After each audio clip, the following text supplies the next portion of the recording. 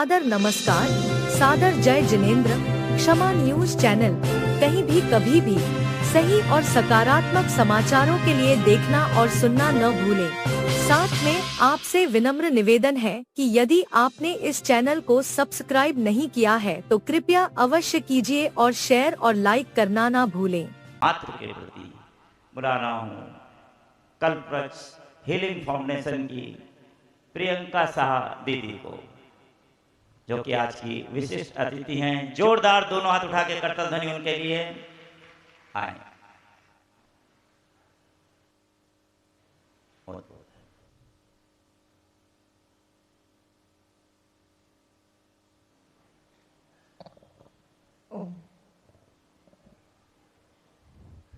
गुरुदेव को समर्पित दो पंक्तियों के साथ एक छोटा सा मंगलाचरण से शुरू करती हूँ।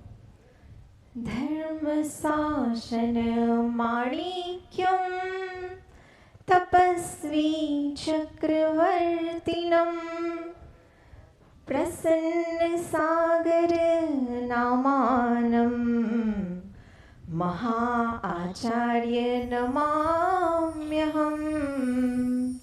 प्रसन्न सागर नामानम महा आचार्य नमाम्यहम्। एक बार जोर से जयकारा लगाएंगे। बोलो देवादिदेव मूल नायक श्री नेमिनाथ भगवान की, बोलो बेवड़ा के श्री आदिनाथ भगवान की, बोलो उत्कृष्ट सी निष्क्रिय व्रत करता उभय मासो उपवासी तपाचार्य अंतर मना आचार्य प्रसन्न सागर जी महाराज की, बोलो सौम्य मूर्ति श्री उपाध्याय श्री पीयूष सागर जी महाराज की, समस्त आचार्य संघ की। जय में जोश नहीं लगा, एक बार फिर से समस्त आचार्य संघ की जयकारा। गुरुदेव का जन मंगल महोत्सव कार्यक्रम के अंतर्गत आज आप लोग बहुत सुंदर एक भव्य अनुष्ठान जल यज्ञ आदि क्रियाओं के लिए बैठे हो, और आज का उद्देश्य है हर मास एक उपवास। तो आप में से कई लोग ऐसे होंगे कि जो भावना तो रखते हैं उपवास करने की, पर कर नहीं पाते हैं। हाँ या ना? उत्तर नहीं आ रहे, हाँ या ना? कितने लोग ऐसे हैं कि जो भावना रखते हैं पर कर नहीं पाते? एक बार हाथ ऊपर करेंगे। बहुत बहुत बढ़िया, ईमानदार हो। कितने लोग ऐसे हैं जिन्होंने ये महसूस किया कि अगर गुरुदेव के सानिध्य में अपन उपवास करते हैं तो वो आसानी से हो जाता है? हाँ या ना? हाथ ऊपर करके बताओ, हाँ या ना? मैंने स्वयं महसूस किया जब मैं अष्टमी चतुर्दशी, मैं रहती मुंबई हूँ, तो मुंबई का एटमॉस्फेयर तापमान बहुत नॉर्मल होता है कि वहाँ उपवास करना आसान है। ये 45 डिग्री में मैंने जब अष्टमी चतुर्दशी को उपवास किया गुरुदेव के सानिध्य में, तो मुझे ये लगा कि इनके सानिध्य में उपवास करना आसान है। तो उसका कारण ये है कि आभा मंडल, गुरुदेव का ऑरा, उनकी तपस्या की शक्ति, ऊर्जा जो अपने को मिलती है। मैं हीलिंग आदि पे कार्य करती हूँ, इसलिए मैं थोड़े सूक्ष्म शरीर की बातों से अपने वक्तव्य को शुरू करने जा रही हूँ। जैसे कि एक स्थूल शरीर होता है जो आप सब लोग देख पा रहे हो, फील कर पा रहे हो, आपके बाइसेप्स, ट्राइसेप्स, स्किन के कलर।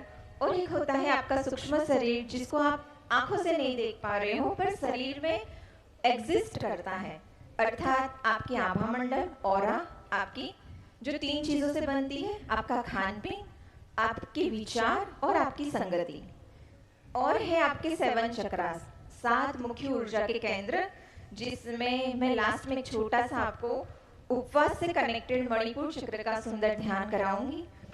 तो कहते हैं कि उपवास यानी क्या? अगर मैं आप में से किसी को भी परिभाषा पूछूं, अंकल जी बताओ उपवास यानी क्या, तो सभी तय कहेंगे कि भोजन का त्याग। हाँ या ना?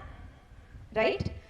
पर उप का अर्थ होता है स्व और वास का अर्थ होता है रहना, स्वयं के पास रहना, यानी कि अपनी आत्मा से जुड़ना वास्तव में उपवास है।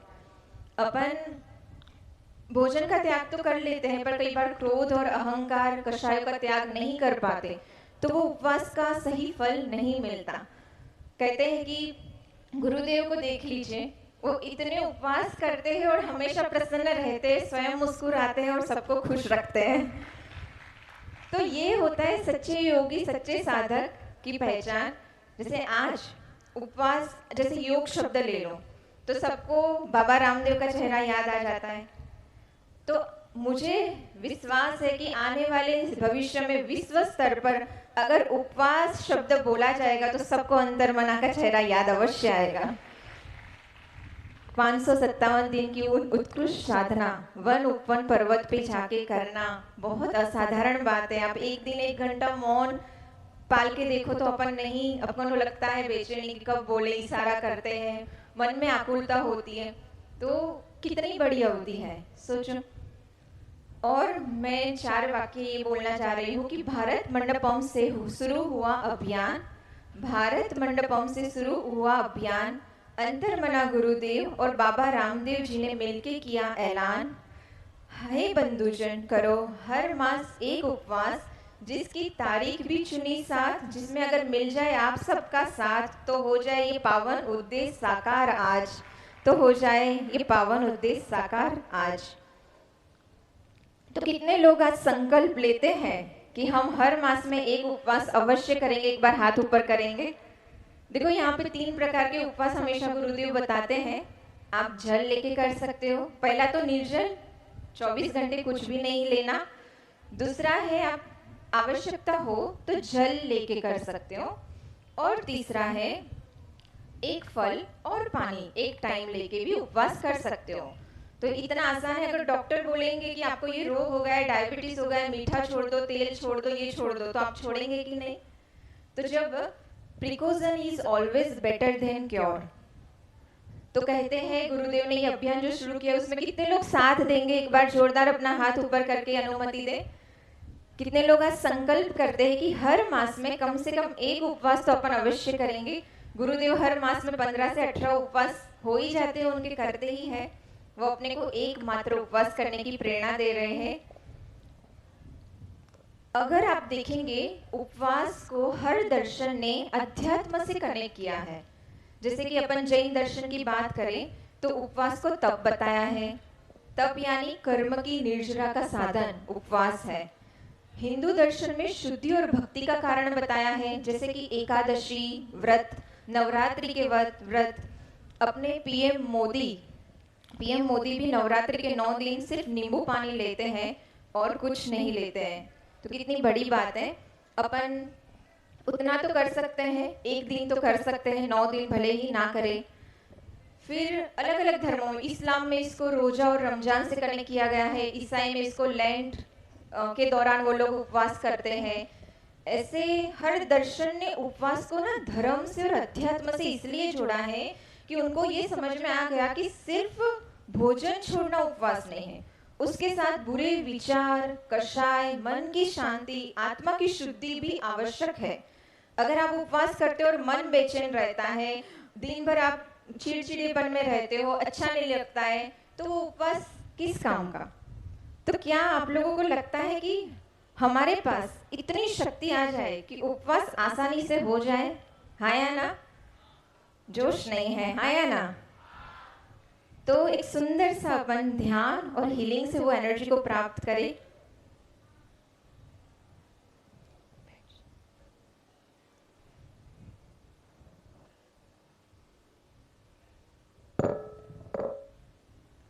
चलो आइए सब लोग अपना एक पोजीशन ले लीजिए।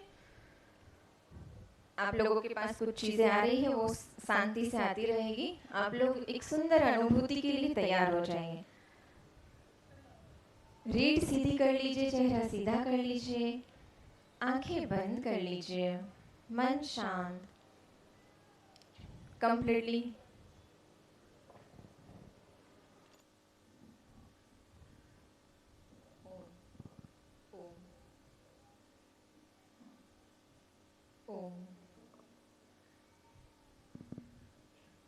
कंप्लीटली क्लोज योर आईज, आंखें बंद। आपको एक बहुत सुंदर हीलिंग और ध्यान के माध्यम से ऊर्जान्वित करने का प्रयास है। जैसे जैसे आप मेरे शब्दों को फॉलो करते जाएंगे, वैसे वैसे आप एक गहरी रिलैक्सेशन स्टेट में प्रवेश करते जाएंगे। सर्वप्रथम रीढ़ सीधी, चेहरा सीधा, वॉल्यूम बढ़ा, आंखें बंद, मन शांत, और दीर्घ श्वास लीजिए। Take a long deep inhale and gently exhale. लंबी गहरी सांसों के साथ महसूस करें, जब आप श्वास अंदर भर रहे हो तो ब्रह्मांड की शुद्ध पवित्र श्वेत रोशनी भीतर प्रवेश कर रही है। जब आप सांस छोड़ रहे हो तो महसूस करें, जितनी भी एक्स्ट्रा एनर्जी मन में, विचारों में, शरीर में जितने भी रोग के टॉक्सिन्स हैं वो सारे काले धुएं के रूप में बाहर जा रहे हैं।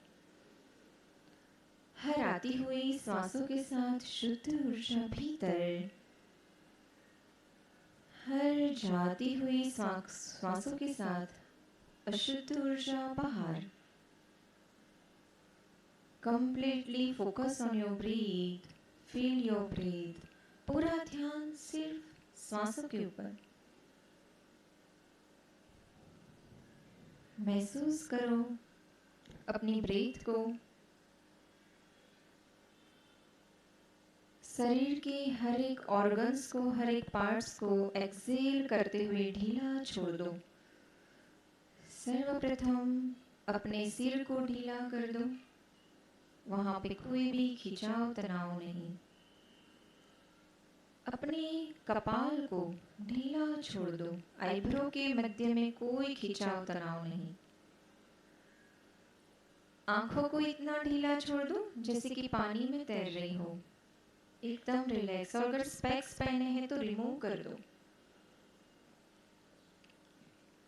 गले को, दोनों कंधों को, कोहनियों को, कलाइयों को एकदम रिलैक्स ढीला छोड़ दीजिए। लंबी गहरी सांस लेते रहिए, पर बिना आवाज किए। अपने छाती और पेट को, वहाँ की सारी मसल्स, सारे ऑर्गन्स को एक्सहेल करते हुए, सांस छोड़ते हुए ढीला छोड़ दो। बहुत सुंदर कर रहे हैं आप सब। अपने हिप एंड पेल्विक को रिलैक्स कर दो। दोनों थाइस, जंघाए, घुटने, टखने अर्थात दोनों पैरों को, हर मसल्स को, हर नर्व्स को कंप्लीटली रिलैक्स कर दो। अब पहले से और डीपर रिलैक्स स्टेट में जाने के लिए मैं 1 से 5 काउंट करूंगी और मेरे 5 बोलते ही आपकी आंखें भी आपस में लॉक हो जाएगी और आप पहले से 100 गुना ज़्यादा रिलैक्स स्टेट में प्रवेश कर जाएंगे, अगर आप अलाउ करेंगे तो। 1, आंखें और हैवी एंड आपस में लॉक हो रही है। 2, और हैवी, कोशिश करोगे खोलने की बट खोल नहीं पाएंगे। 3, और tight and tight. 4 and 5। Great, आप लोग एक कंप्लीटली गहरे रिलैक्स स्टेट में एंटर हो चुके हो। अब पूरा ध्यान अपना केंद्रित करें नाभि चक्र, नाभि स्थान पर, मणिपुर चक्र पर। कहते हैं कि अगर ये चक्र आपका एक्टिव होता है तो आपकी आत्मशक्ति, विल पावर, कॉन्फिडेंस, आत्मविश्वास एवं पाचन तंत्र सुचारू रूप से कार्य करते हैं। तो नाभि स्थान पर पूरा ध्यान ले जाएंगे। आज उस मणिपुर चक्र को जागृत करेंगे, एक्टिव करेंगे, ऊर्जा से भरेंगे और जितने भी उसमें ब्लॉकेजेस है, नेगेटिव एनर्जी है, रोग के परमाणु है, वो सारे काले धुएं के रूप में पैरों के तलवों से या हवा में मिला के न्यूट्रल करेंगे। तो पूरा ध्यान केंद्रित करें अपने नाभि स्थान पर स्थित मणिपुर चक्र पर। देखिए वहां पर मुट्ठी के बराबर, कल्पना करिए, इमेजिनेशन का पावर सबको पता है। इमेजिन करें पीले रंग का मुट्ठी के बराबर एक चक्र है जो चमक रहा है, जिसमें से पीले रंग में कुछ मटमैलापन भी अभी स्थित है। उस चक्र में बीजाक्षर है रम, र के ऊपर बिंदी। नाभि स्थान पर रम बीजाक्षर का ध्यान करें पीले रंग में। डीप ब्रेथ लेते रहिएगा, लंबी गहरी सांस लीजिए और उस रम को और क्लियर लिखा हुआ अपने ही हस्ताक्षरों में लिखा हुआ देखें। बहुत सुंदर। उसमें से धीरे धीरे पीले रंग की किरणें प्रस्फुटित हो रही है, जैसे सूर्य की किरणें होती है, बिल्कुल वैसे। और कहते हैं कि नाभि से 72,000 नाड़ी कनेक्टेड है पूरी बॉडी में। अगर आप यहाँ से ऊर्जा के मुख्य केंद्र से एनर्जी का प्रवाह शुरू करेंगे तो पूरी बॉडी में ये फैलता चला जाएगा। तो कल्पना करिए ये पीली रोशनी पूरे शरीर में स्प्रेड हो रही है, फैल रही है। सारी नर्व्स, सारी मसल्स, सारे ऑर्गन्स को कवर कर रही है और धीरे धीरे आपका शरीर एक गोल्डन कलर में, एक स्वर्णिम कलर में रूपांतरित हो रहा है।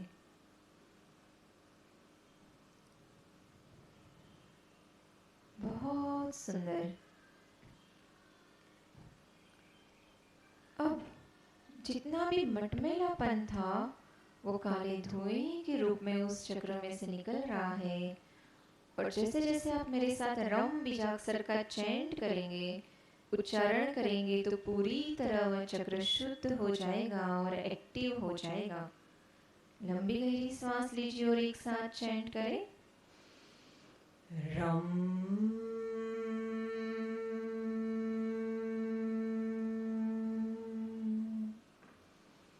सब एक साथ लंबी गहरी सांस लीजिए, ध्यान करिए रम बीजाक्षर का मणिपुर चक्र पर, रम।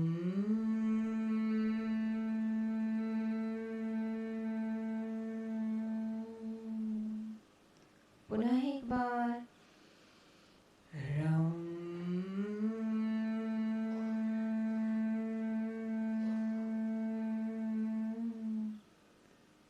अब बार बार रिपीट करते जाइए, रम रम रम रम रम रम रम रम रम। नाभि स्थान पर स्पंदन को महसूस करें। कुछ समय ब्रेक लीजिए और अपने शरीर में इस ऊर्जा को महसूस करें।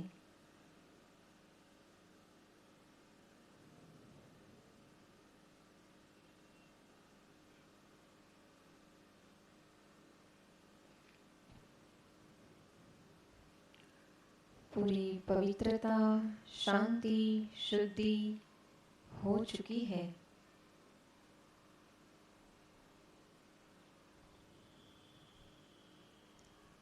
बहुत सुंदर।